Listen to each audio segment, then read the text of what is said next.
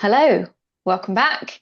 Um, as you have probably figured out by now, because we keep banging on about it, the theme of this season is setting and building from solid foundations in your business, what these look like, how to get started, and the difference they make.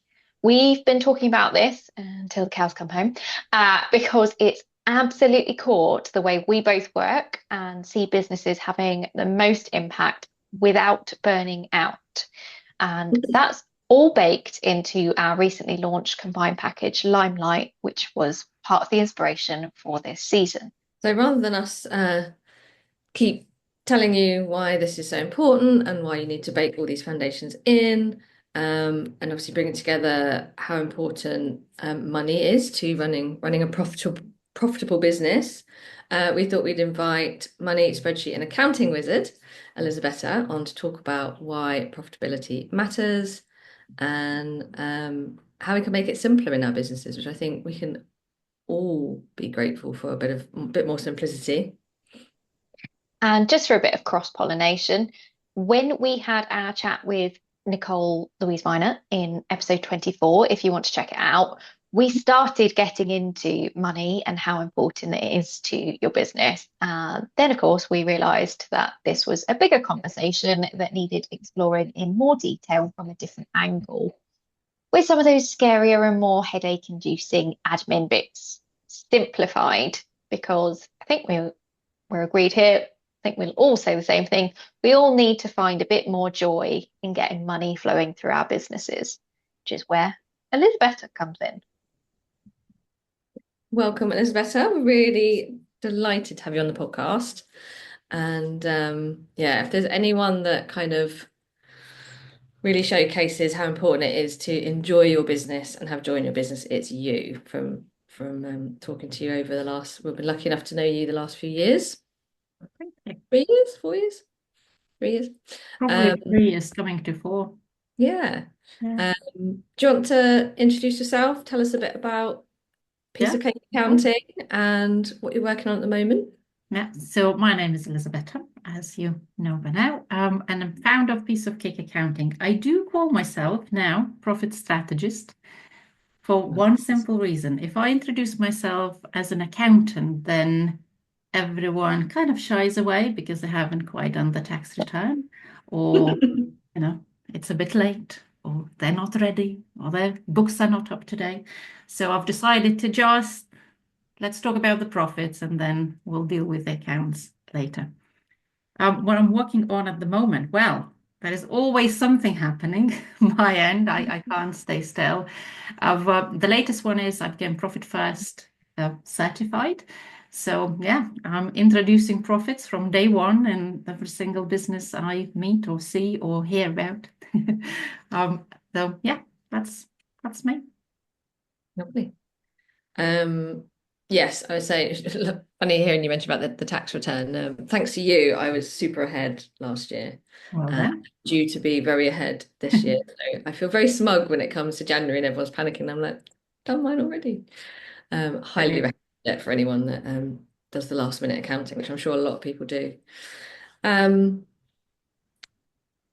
so in terms of, I guess, how this kind of fits into the season and bringing in the kind of elements of like building these foundations when you're sort of starting or trying to grow a business, how important is it to bake in profitability from the get-go? I guess there is one thing that I see business owners say, oh, that's not about the money.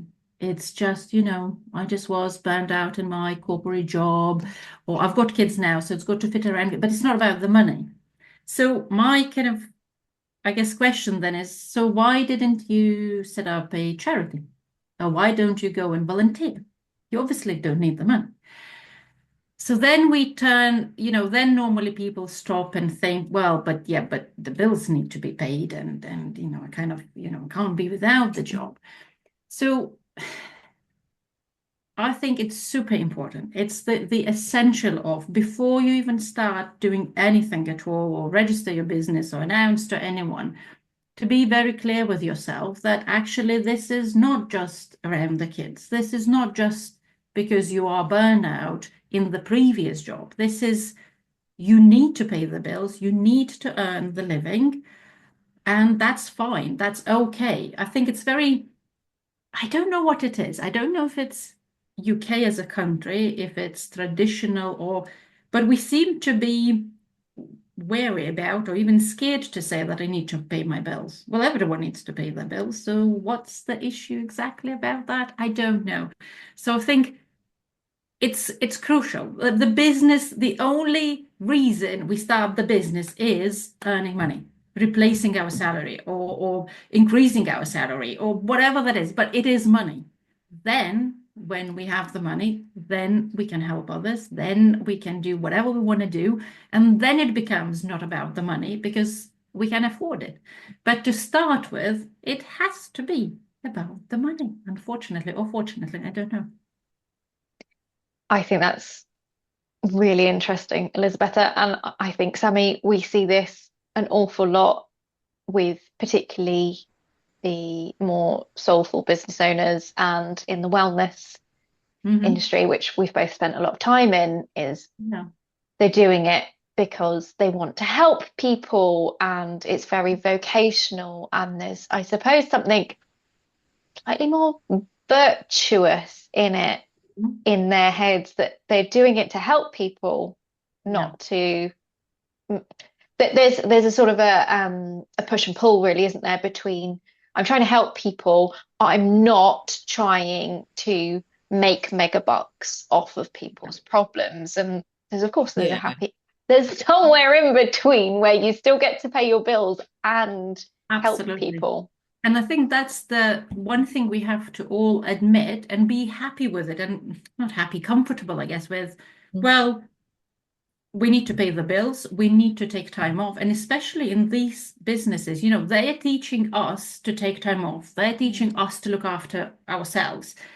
And it's almost want to turn it back to them and say, so what about you then? If you're teaching me to do these things, what about you? Are you not deserving it, or are you different, or you don't need it? Like, why if you don't need it, then why would I need it? Like, hmm. It seems a simple solution or question, but it's not. And I think if we could get comfortable with saying we need to pay the bills, and the other thing, the kind of the next step is whatever amount of money there is that you need to pay your bills is okay.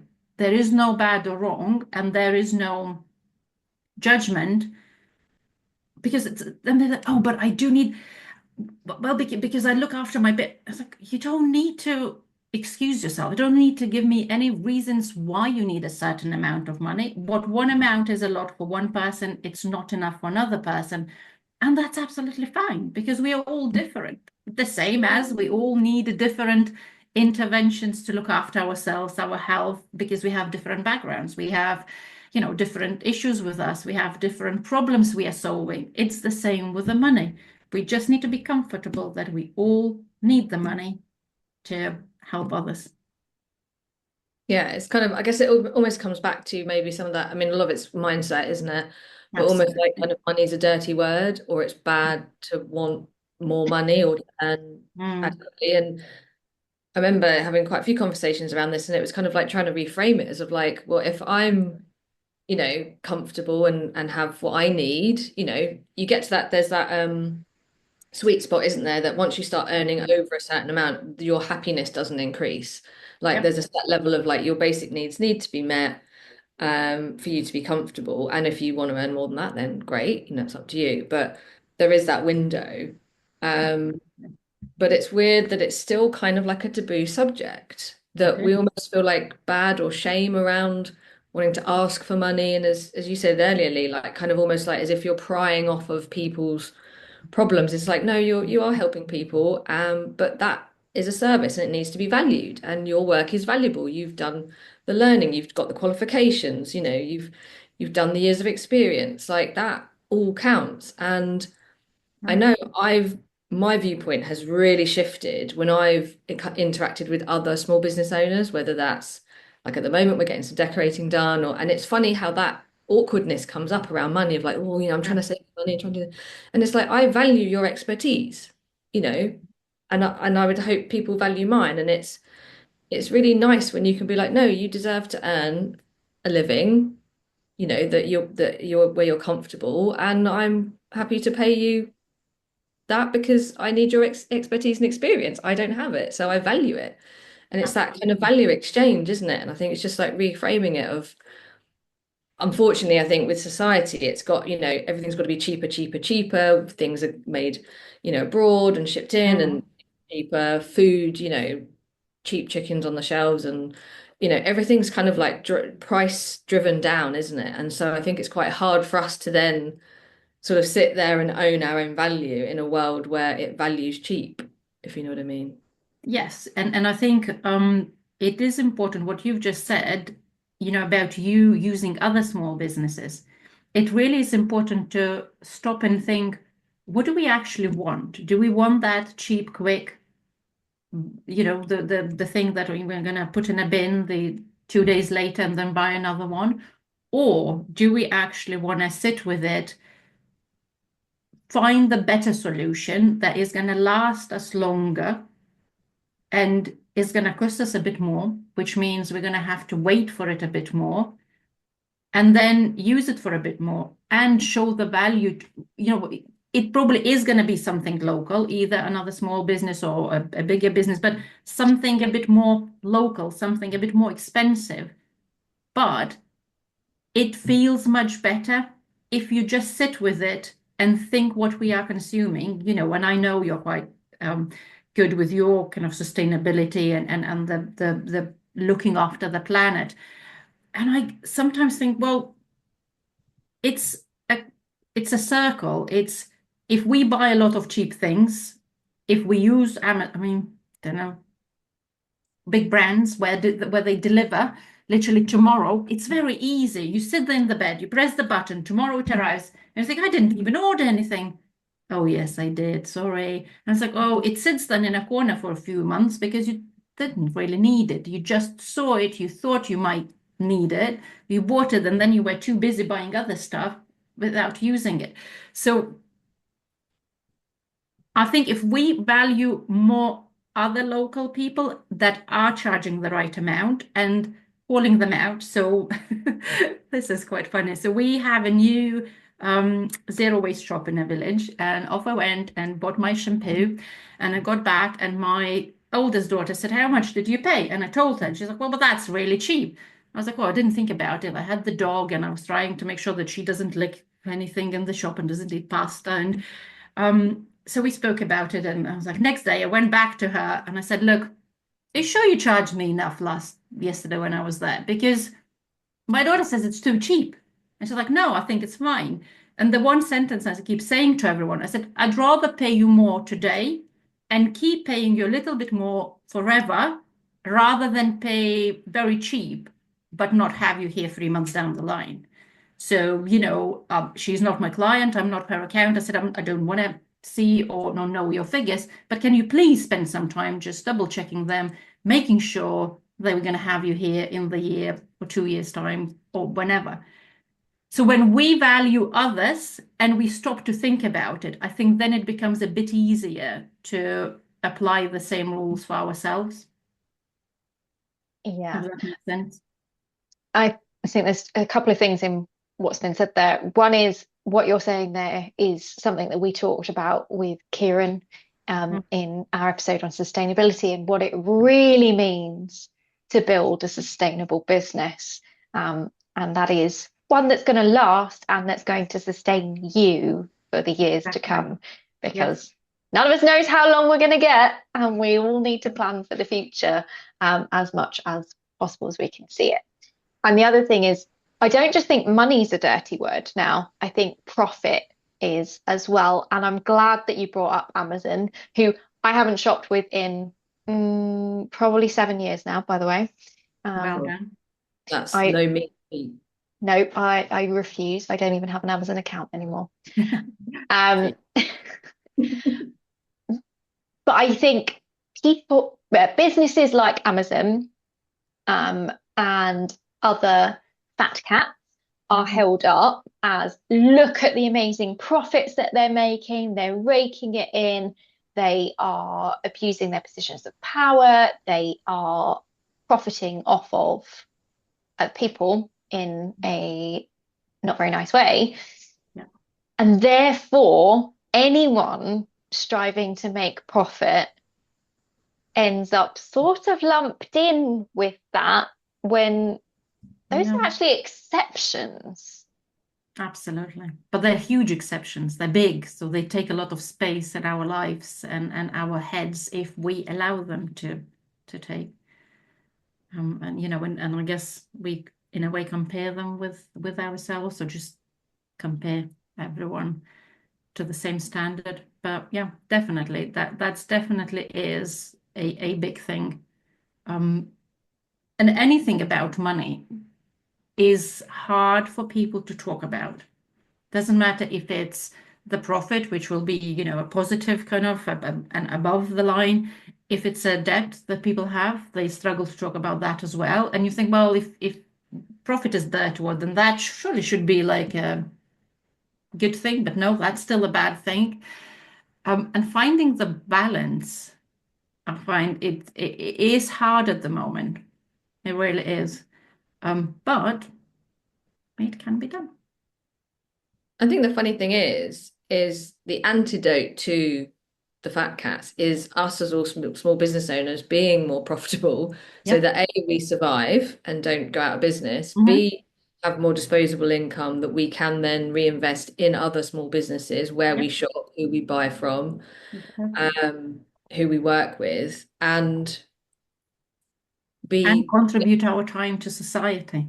yeah, and be fit And and well to, yeah, exactly. because so I do volunteering for guide dogs, and that's just one little thing. But she takes me with the dog, takes me out and about a lot, and we use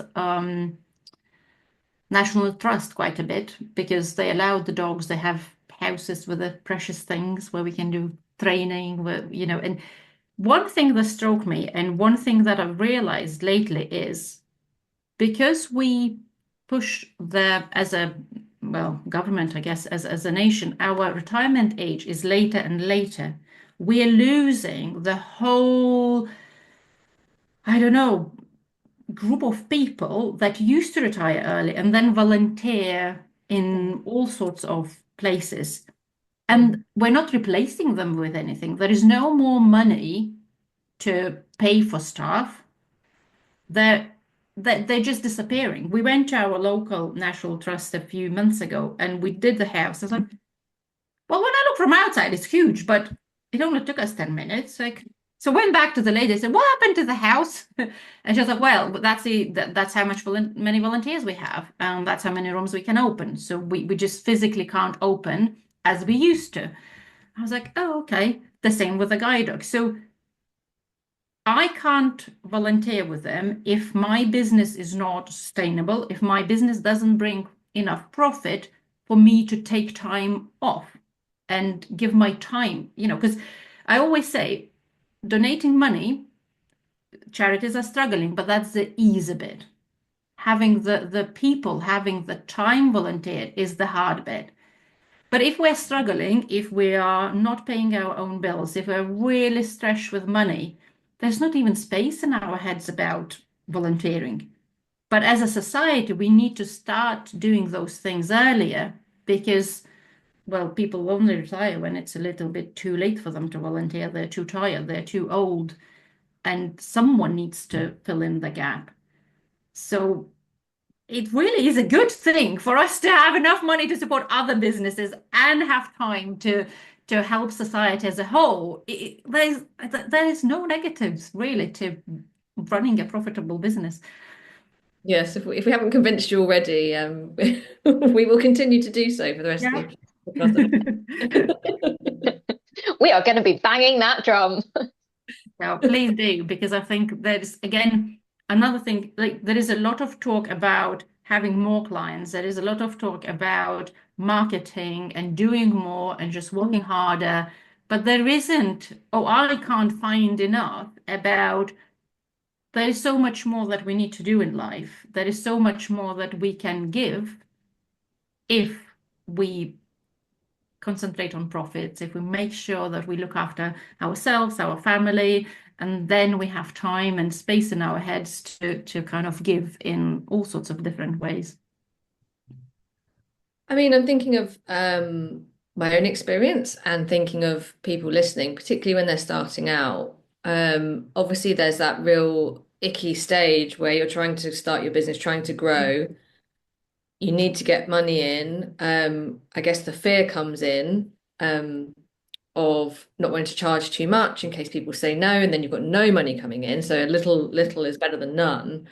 What would be your advice to those businesses that are kind of in those early stages? I mean, you talked about obviously working out kind of what you need to earn. That's probably a really good place to start, to actually be honest with yourself in terms of what you need to pay the bills. Absolutely. So that's an amount of money which can be quite scary when you add everything up. So that's the first step. Do take your time and add up everything, because the amount of times I talk to people and say, oh, I don't need a lot. The mortgage is this, the water is this, and that's it. I was like, right, okay, so you don't drive the car? Oh, yes, I do drive the car. So you literally don't go out?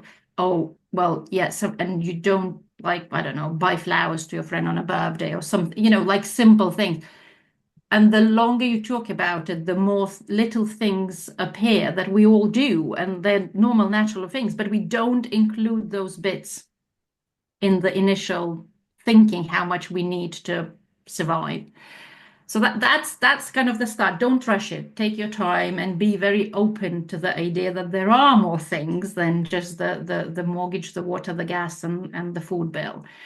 The next thing is, when you think how much money you need, and when you decide what you're going to charge someone, just do a quick maths. How many clients you need to earn that money?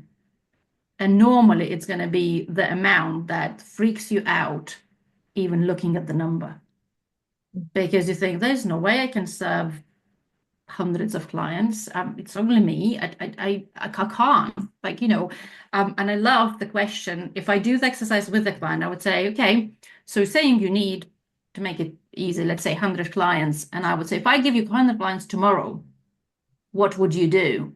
And more or less every single one says there's no way I can have them tomorrow or the day after or the week after. So then I think, does that feel now more comfortable to look back at the price and find that happy middle where you think, yeah, that's challenging number of clients, but I can do it because, I really want this. So that's kind of first step, to play with yourself and with your mind. You will go and discount the price. That's just natural. And instead of resisting, I always say, go for it. You're not signing them for the life. It's a one-off, whatever, however long, the cycle of the client is, if that's what you need. If that's the first step, to just sell something, to just say out the price, then you're going to have to do it. You have to start somewhere. Do all the thinking before. Do think how many clients you can serve. Do think how much money you need. But when it comes to it, there is nothing better than just trying it out, just saying it out loud. If you can, by all means, do say the price to your friends, to your family, in front of the window. Do whatever it takes. And the first, the second, and probably the fifth client, you are going to say something that you don't like and regret after. But don't beat yourself up with it. It's like, okay, well, that kind of didn't go to plan. That's okay. I just need to make sure. So one thing I want people to, and this is not the money or the profit, but it's more for mindset. When you do that mistake, I'm going to call it a mistake. It's a harsh word, but we need sometimes. When you do the mistake and you charge someone not enough, don't feel bad about it to the point where you don't serve the client.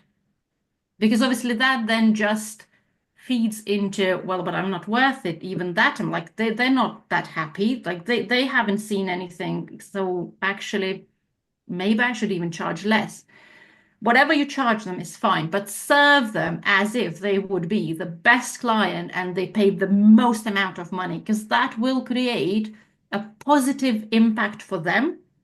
they will praise you, they will rave about it, they will be really positive about their experience, which will then make you think, okay, well, they're so happy, so I can charge more because look at the difference I made to this person. So it's kind of, whatever price you said, you have to serve them as if they are paying, I don't know, 1 million.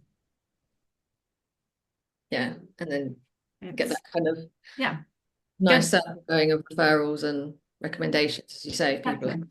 and Yeah. then that's how you can start to build up that network. Yeah, and then improve each time, improve the price. Each time say a bit high, a bit like it can be a journey. It's not an overnight fix. But don't get into the habit of over delivering. That's a one-off fix Yes, for, oops, I made a boo-boo with my yes, pricing. absolutely. And I always, a good way of looking at it is to build in time to reviewing your business. So you've thought about everything, you came up with a price, you made a mistake, and that's why I said it's a mistake. Like it's not, it's not a good thing. It's not, but try to try to create something positive of it, and make sure you do take time out to reflect on either what just happened or 3 months down the line, how many hours you did work, how much money you did make, how does that make you feel? What do you want from the next 3 months? And I think that's to not getting, as Lisa's, not getting into that routine and making it normal is the stopping, evaluating what happened, and remembering the plan and remembering the why we are here. And then the next 3 months will be better, and just keep kind of making them better as you go along.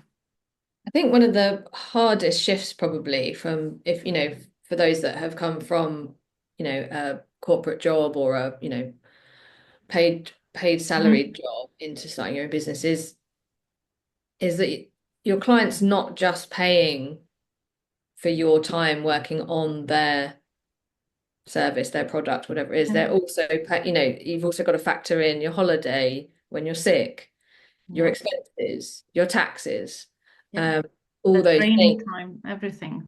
Yeah, training time and time to work, on your business yourself for your marketing and the accounts and all the things that you need to do, all the admin. Yeah. I think that's quite a hard thing to get your head around. That all that needs to kind of And being I think it's easy to ignore. Was it yesterday?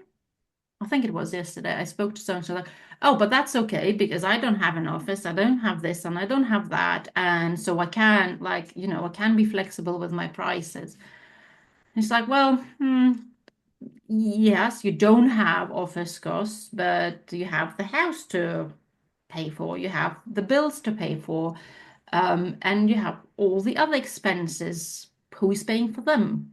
Like, surely, because you work from home, then the home becomes kind of, that corner or that desk or the room or whatever you have becomes the way to deliver the business, to deliver the service or the product. So you do have costs.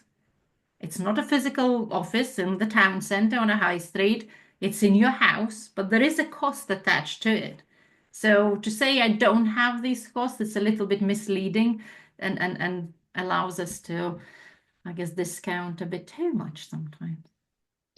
Yeah, because you can run businesses like ours reasonably Yeah.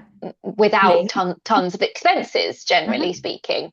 Um, you got your Canva subscription. In my case, I've got an Otter subscription. You've got various bits of software subscription, but you've also got hardware that you've got to buy, and you've usually Yeah. got to buy a proper desk and a proper chair, and Yeah. as well as Okay. keeping the roof over your head. And the stuff starts to mount up, and including, accounting into that, and travel if you need to go to conferences or go to meetings. Exactly. Like the immediate thing is well, businesses like yours, they're not that expensive to run. And true, they're probably not as expensive as things like food, a lot of food businesses are a lot more money Cost. intensive in that way. Um, But we do still actually, when you sit down and work through it, actually that you do need quite a lot to keep a business like this going still.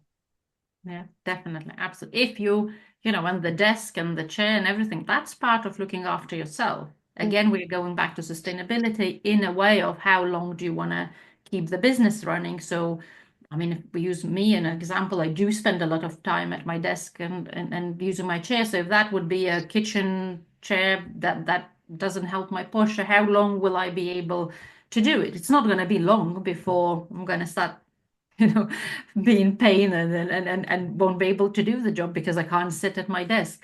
So all these bits and pieces, we do need to think about them long term, not just today. And I think,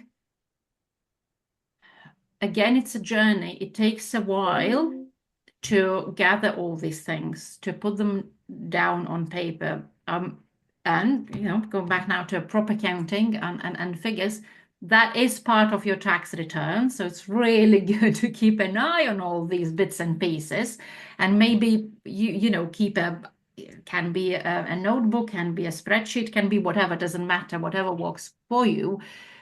But keeping a really nice log through a whole year, not just one day. And that's why what we said at the beginning, that's why it's so useful to do your tax return quickly after the year ends, because it's still fresh in your head. Then 9 months down the line and another year almost happened, to just write silly things down. They might seem silly on the day, like as an example, only driven 5 miles to the meeting. I'm like, 5 miles, like who cares about the 5 miles? It's like, what is that? That's nothing.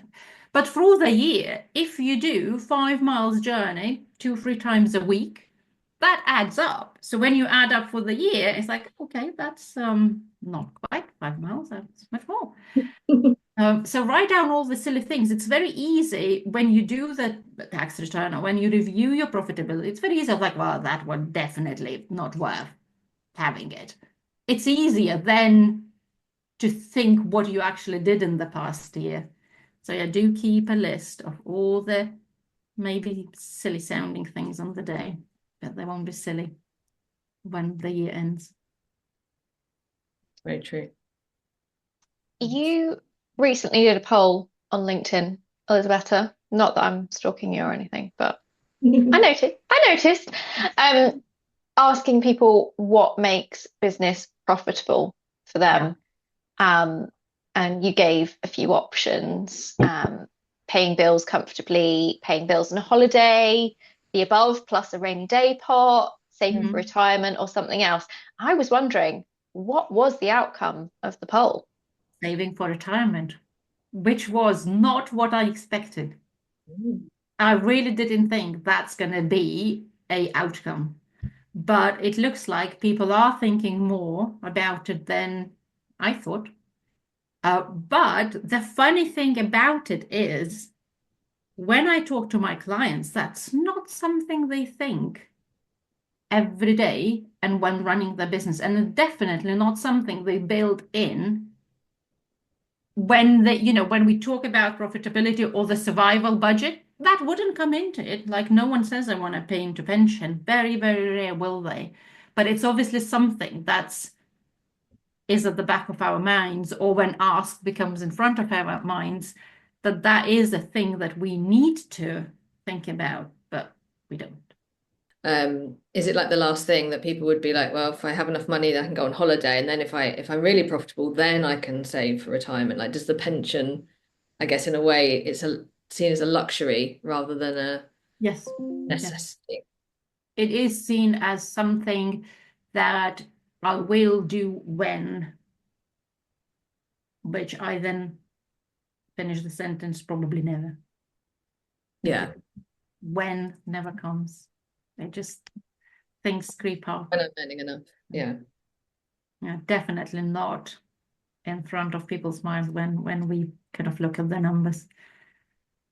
Do you think that has something to do with the stage that they're at in their business? So, like, new business owners, it's all about getting off the ground and proving the concept works, and that they can make money. Whether they're making it profitably is obviously a slightly different matter. Because I've seen with some of my clients who have been further along in their journey and who are starting to think about exit plans, Yeah. that more sort of retirement, what are we going to do later thing is more apparent even when I'm working with them. And obviously, I'm not talking to them about pension pots and that sort of thing, but Yeah. that comes through when you're talking about mission, vision, and values and what do you want out of your business. I would say it does. It's related to our age. So first of all, our personal age, and then definitely to business age. It's really hard when you're young and strong and maybe have little kids or maybe traveling to retirement. What do you mean retirement? Me? No, I'm just starting. Like that's like years and years away. We'll think about it later. And also it's to do with the age of the business. But I will bring now in profit first, just because the psychology behind it and the way we look at the money is really interesting. It's very simple, to be honest, but it's very interesting. We'll never come to the point in our business where it's like, oh, there is money now for the pension, if we don't have the intention to have the money for the pension. We will spend the money.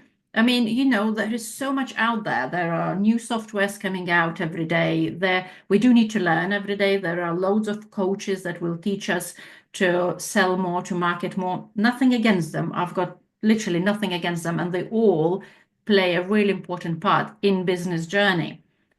But you don't get a lot of pension creeping up and reminding you that I'm here, I need to be paid, you need to save for pension. So by waiting for that moment, I will pay into pension when I have profits. It's never going to happen because we will use up the money, either in the business or on holiday or whatever that is. So we have to start thinking about it when we first set up the business. And if you only can put away £1 a month, that's absolutely fine. Because that's not, to start with, is not about the amount of money, it's more about the action. I am putting into pension, and today if I can put £1 in, that's absolutely fine. Tomorrow it might be £2, and the day after it might be £3. But there is already that action. I'm doing it. It's happening. Rather than, oh, I will start whenever. Never happens. And do more mature businesses, I guess that's the way to say, do they think more about pensions? The kind of, not really. Not on the daily basis. They will start thinking of what are we going to do? How are we going? But you know what? By that time, the amount I have to pay to pensions is so enormous that it's scary. So I'm just not going to do it anyway. Well, I mean, too late now. That's it. It was too early yesterday. It's too late today. So missed the boat. Unfortunately, I'm not saying everyone is the same, because obviously we're not all the same. There are people that are very good at it, but that's the majority of conversations I'm having. And then they think, well, if I can sell the business, that might be enough. But the thing I want to see people doing is starting contributing to the pension as from day one. And I say, if it's £1, that's absolutely fine. Not a problem. And that comes back to how we bake this into the foundations, which is, our overriding point. Yeah. Like doing little things. Yeah, it doesn't have to be a huge thing. You don't have to rip apart everything that you've got to get right down to those foundations. I mean, it's ideal if you start from there, but you can start integrating some of these smaller things. I think it's funny what you said there about you will spend the money. and I can't remember what the rule is called, but basically a task will expand to the time you have, um, It's low. Yeah. inevitably. It's the same sort of It's the same principle with the here, isn't it? money. It really is the same with the money, however much money you have, because the way it works, and that's where the problems start creeping in with the VAT, with the whichever tax you look at it. Because obviously we get the money into the bank account, it's there, and you think, oh, wow, okay, well, I'm doing well, so I deserve now whatever that is. Or my business is growing, so business needs, I mean, as simple as Canva upgrade, as simple as whatever other software upgrades. Because I mean, look at the money.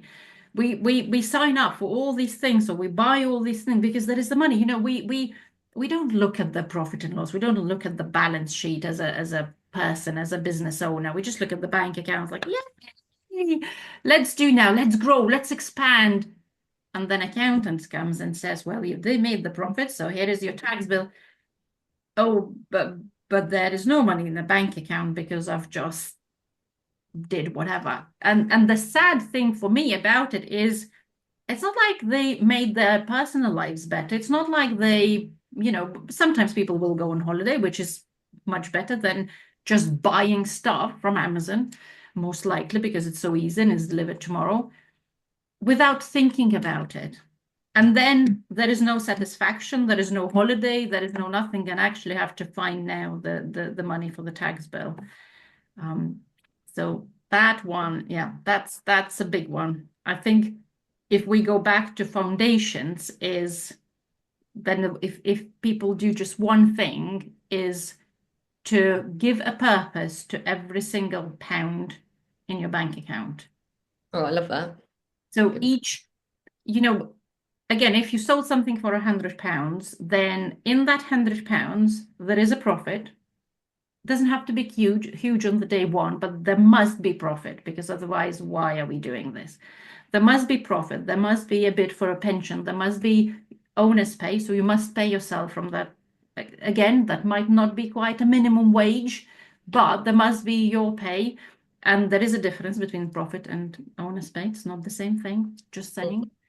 There must be some money to, buy whatever stuff you need to deliver the product or the service, doesn't matter. But each amount of money has to have a purpose. It can't just sit there waiting for someday because you'll waste it. You'll buy the stuff that you don't need, your business doesn't need, and it's just going to disappear.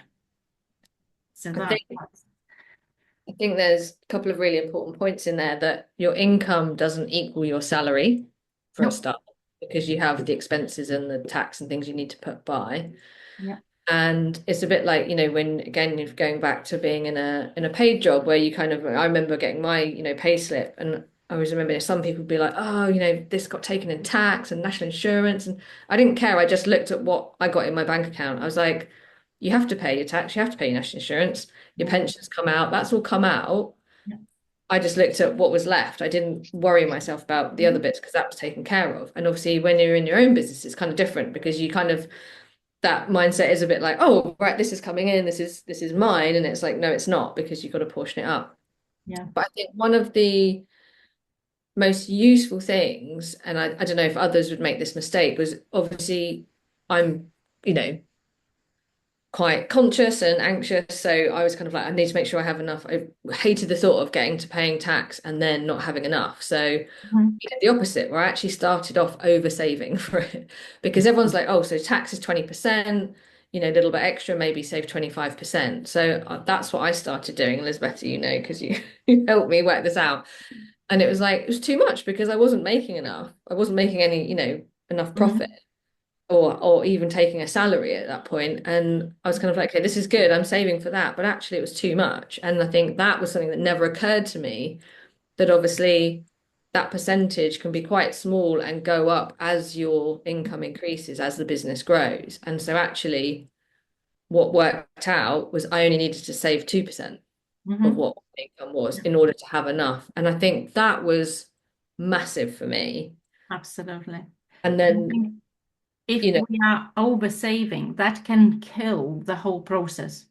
Obviously, if you are, trying to build your business and you for whatever reasons, made a decision to save far too much, which then doesn't leave you enough, or doesn't leave in, then it's like, so why am I doing this? Like, what, just to pay tax?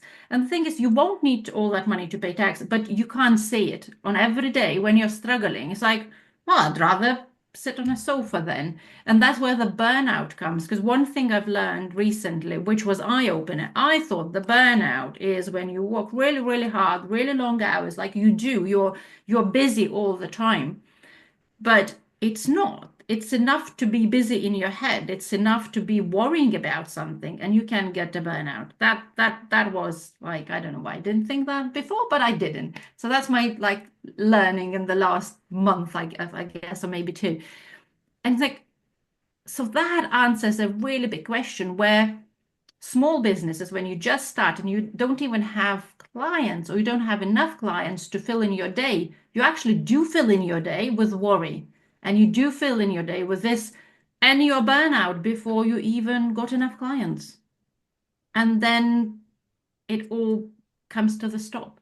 So I guess either talking to someone or reading something or looking at something and really understanding how the numbers work in business is important, rather than, oh, people say this, and I'm sorry, Sammy. I know people said 20%, so I added 5 to make sure.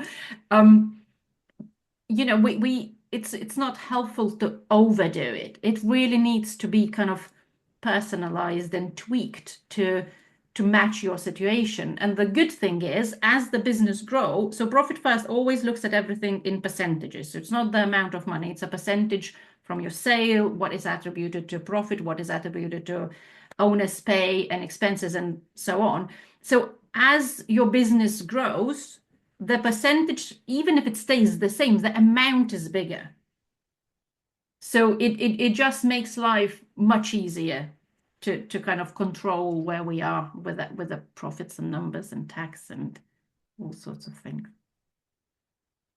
Yeah, it might sound like a complex thing, but actually what I've found is that it makes it so much simpler. Yeah. And I actually get really, it's quite sad, but I actually get quite excited to do my percentages and put them into my salary pot, my tax pot, my profit pot, my expenses pot, because I know that I've got what I need there ready. Sorry if you can hear banging in the background. And that takes a lot of that mental worry, which lessens the burnout, because you're like, okay, well, I know that I've got enough. And obviously, yes, you've got to look at the numbers as things change and readjust those percentages. But like, oh my God, that is just the simplest thing I've ever done. It's literally been game changing for me, from my experience. So the Profit First method for me has worked really well in terms of just taking that stress out, because I'm like, right, that percentage goes there, that percentage goes there. And that's, No, it's amazing. And I love that you said you're excited. That almost, so when people first come to me, they're all like, well, I haven't looked at the numbers. I want to see.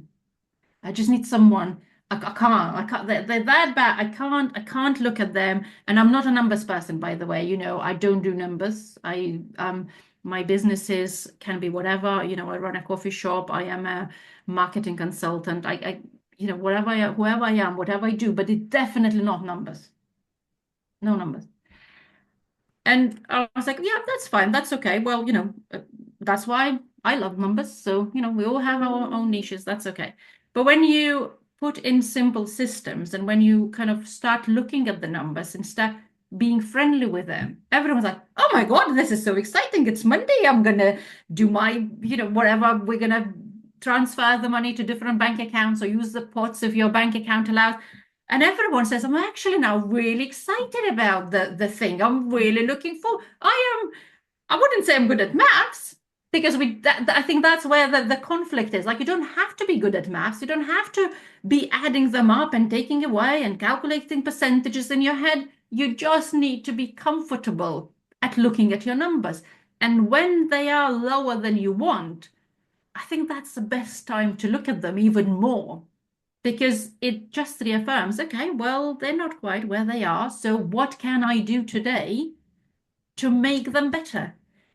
Rather than not looking at them. I know they're bad. I don't know. but I'm not going to do anything because I'm stressed, because my head is full of that, what am I going to do? But I don't know what I'm going to do. So yeah, 99% of people become really excited. So I guess that's an invitation. Please do look at your numbers more. You'll find a bit of excitement in your week, because I do want you to look at them weekly. So it's a dose of happiness every week. And with a slice of cake. Yeah, oh, that is always cane. I have to do a lot of exercise after, but that's okay. That's good for you too. Elizabeth, I'm wondering at this point, some of our listeners might be sitting there thinking, oh, profit? You think I'm going to make profit? That's a big leap. How common or hard is it to have a profitable business?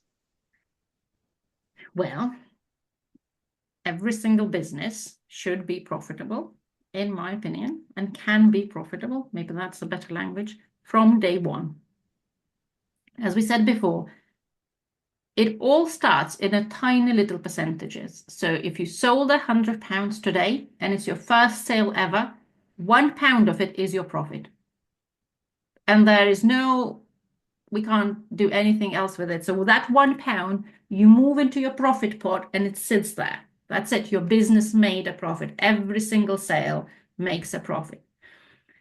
And that way, it isn't only £1. Tomorrow you might sell £200, you might sell another £100, or maybe it's next week. But by the end of the quarter, you might have, I don't know. I mean, even if it's really, really beginning and it's really slow, you might have £10 there. That is your profit. So you're straight away, you have a profitable business. And what you need to do with that profit is to celebrate, to spend it. And if you have £10 and you can go out with a friend for a coffee and cake, that's all you need to do. You just need to be happy about it, celebrate, pat yourself on the back. Well done. That's amazing. We do need more profit, so let's make some changes. So actually, every business is profitable from day one if you look at the money in the right way. And with it goes back to where we said it has to have a purpose. So you took the profit away, you paid yourself, and it's really important to understand, and that's kind of very common question. Why do I have to have a profit and a pay? They both come to me, so surely that's just the same thing. No, it's not. The pay is what you're paid for doing the job. So you pay your bills with it, you put the petrol in a car, you buy the food, and the profit is a reward for being a business owner. So it's something that you spend and it puts a smile on your face.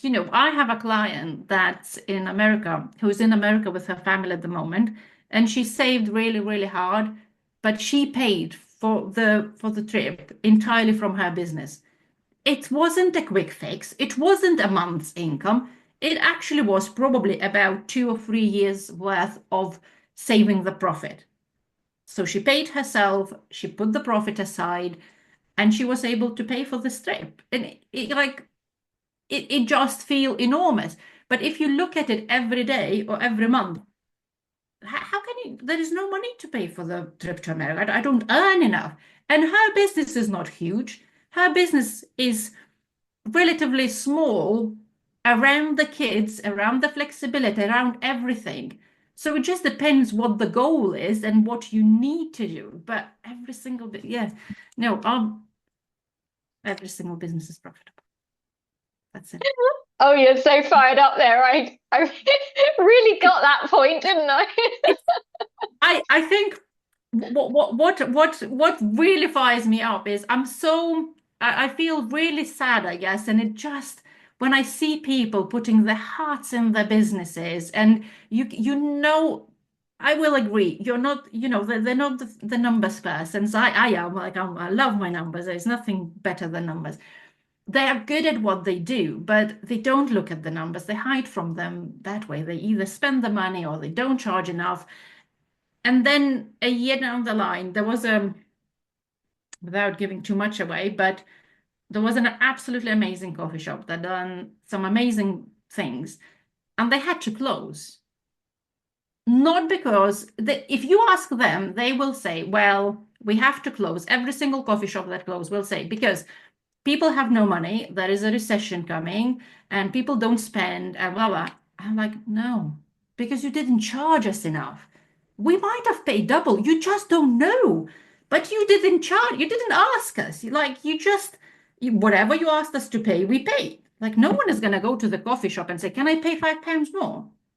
Like, you know, and I just feel sorry for them because you can see how sad they are, when they think they've lost 5 years of their life or whatever it is, and now they have to build something up, and they've lost the 5 years with the kids, and the marriage might be falling apart because they've been 24/7 in the like. There are so many personal things and emotions. I'm like, come on, guys, we can do it. Sorry, we can do it if we just think about it. For anyone that's just listening on audio, Elizabeta even punched her desk. So it's the force of which she wants to make that point. Well and truly on her soapbox, flying her flag, which is brilliant. And thank goodness we can help more business owners hear it, because I think we all need it. We all need it, and I hold myself in there as well. Even I need it. Even like when I talk, I was like, you have to like listen to what you say.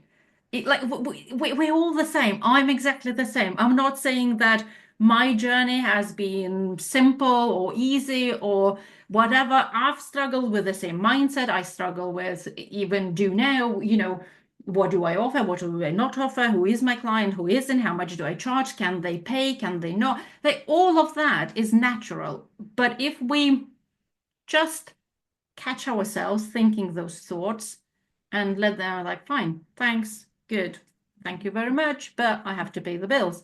I have to have the time to have another guide dog puppy. I have to have the time, whatever you want to do with your life, kids, family, friends, traveling, paddleboarding, whatever. And then go back to looking at the numbers and making that business profitable, then we're all good. So, how would you finish? Dear soulful business owner, I wish you knew. If your business is profitable, you can help many more people. That's it. It's very simple.